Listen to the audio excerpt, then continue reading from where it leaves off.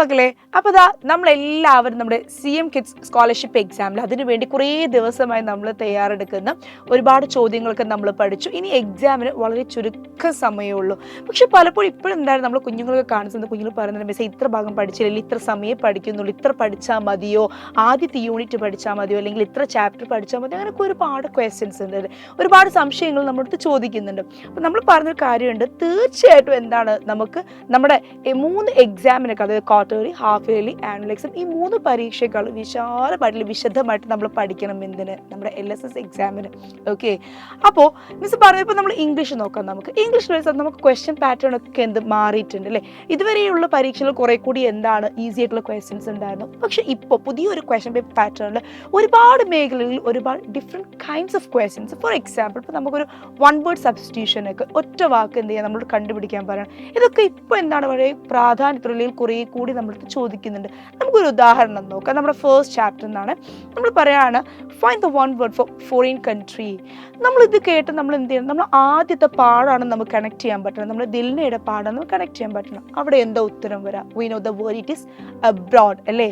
അതേപോലത്തെ നമ്മൾക്ക് ഒരു ക്വസ്റ്റ്യൻ കൂടി ചോദിക്കുകയാണ്, to comfort someone, to make feel better. അതിലൊരു 1 വേർഡ് ചോദിച്ചാൽ നമ്മൾ എങ്ങനെയാണ് നമ്മുടെ പാഠത്തിൽ നിന്ന് 1 വേർഡ് കണ്ടുപിടിക്കാം? അവിടെ നമുക്കറിയാം കൺസോൾ എന്ന് പറയുന്നൊരു വൊക്കാബുലറി, ഒരു വേർഡ് നമ്മൾ അറിഞ്ഞിരിക്കണം. അതും നമ്മുടെ ആദ്യത്തെ ചാപ്റ്ററിലാണ്. അപ്പോൾ ഇങ്ങനെ നമ്മുടെ ആദ്യത്തെ പാഠത്തിൽ തന്നെ ഒരുപാട് വൊക്കാബുലറീസ് നമ്മൾ പഠിക്കാനുണ്ടെങ്കിൽ മറ്റെല്ലാം പറയും എത്രത്തോളം ഉണ്ടാവും. നമുക്കറിയാം 1 വേർഡ് സബ്സ്റ്റിറ്റ്യൂഷൻ എന്തായാലും നമ്മളടുത്ത് ചോദിക്കും. അതേപോലെ നമ്മുടെ puzzle question for example, miss ഒരു ക്വസ്റ്റ്യൻ പറയാം, ഐ റിഫ്ലക്ട് യു അല്ലേ? I reflect you but I am not alive. When you smile at me, I smile at you. അപ്പോൾ അവിടെ നമുക്ക് തോന്നുന്നുണ്ട് ഞാൻ നിങ്ങളെ കാണിച്ചു തരുന്നുണ്ട്, പക്ഷെ ഞാൻ എന്തല്ല, ജീവനുള്ള ഒരു വസ്തുവല്ല.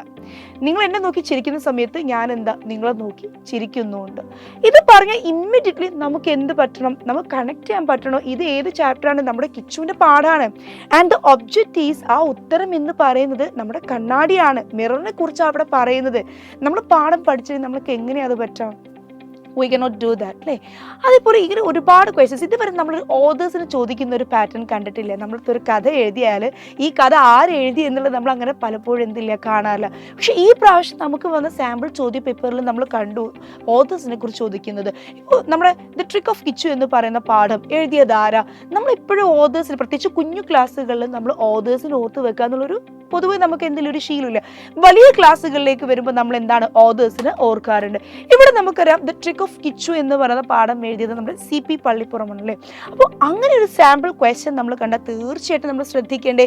ഇനി അങ്ങോട്ട് എന്ത് വേണം, എല്ലാ പാഠത്തിൻ്റെയും ഓതേഴ്സിനും നമ്മളൊന്ന് നോക്കണം. അപ്പോൾ മിസ് പറഞ്ഞു വരുന്നത് ഒരുപാട് കാര്യങ്ങൾ നമ്മൾ പഠിക്കാനുണ്ട്. നമ്മൾ അതിലെന്താണ് കുറച്ച് കാര്യം നമ്മൾ എന്ത് ചെയ്യും, നമ്മുടെ യൂട്യൂബ് വഴി നമ്മുടെ ലൈവുകൾ കണ്ട് പഠിക്കുന്നു, നിങ്ങൾ ചാനൽ വീഡിയോസൊക്കെ കണ്ട് പഠിക്കുന്നു.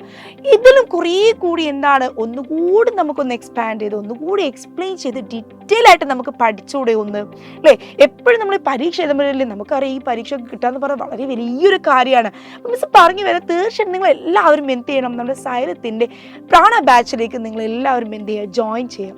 ഓക്കെ, നിങ്ങൾക്കറിയാം ഇപ്പോൾ ഓഫർ ഇവിടെ നടന്നുകൊണ്ടിരിക്കുകയാണ്. ഓഫർ ടൈമാണ്, 15% എന്തുണ്ട്, ഓഫർ ഉണ്ട്. നിങ്ങൾ ഈ താഴെ കാണുന്ന ഡീറ്റെയിൽസ് ഇല്ലേ, ആ ഡീറ്റെയിൽസിൽ നിങ്ങൾ എന്ത് ചെയ്യുക, ഒന്ന് കോൺടാക്ട് ചെയ്യുക. ഒരു ഫോൺ നമ്പർ നിങ്ങൾ കാണുന്നുണ്ട്, നിങ്ങളുടെ പാരൻറ്റിനോട് ഇമ്മീഡിയറ്റ് ആയിട്ട് വിളിച്ച് നോക്കാൻ പറയാം.